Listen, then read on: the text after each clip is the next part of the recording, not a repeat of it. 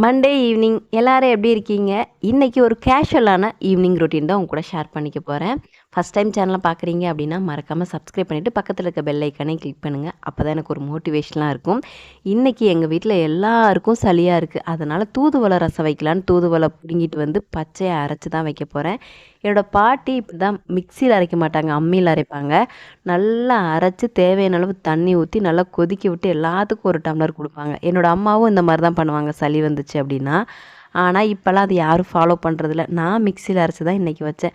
ஒரு சில டயத்துல வந்து தாளிப்பு குடுப்பாங்க, ஒரு சில டயத்துல தாளிப்பு குடுக்க மாட்டாங்க. இந்த மாரி ரெடி பண்ணி வச்சுட்ருக்கும்போதே இங்க 2 பேரும் சம்பவம் பண்ணிட்டாங்க. அந்த செடி அழகா வளர்ந்துருந்துச்சு. அத உடைச்சு விட்டாங்க. கட்டி விட்டுருக்கேன். இனி வருமான்னு தெரியல. வேற என்ன பண்ண முடியும்? உங்க குட்டீஸ் வீட்ல இருந்துச்சு அப்படின்னா நம்ம சமாளிச்சு தானே ஆகணும். நம்ம ரெடி பண்ணது சூப்பரா ரெடி ஆயிருச்சு. குட்டீஸ்க்கெல்லாம் குடுத்துட்டு நானும் குடிச்சேன் இன்னைக்கு. பிடிச்சிருந்தா லைக் அண்ட் சப்ஸ்கிரைப் பண்ணிக்கங்க. பபாய்.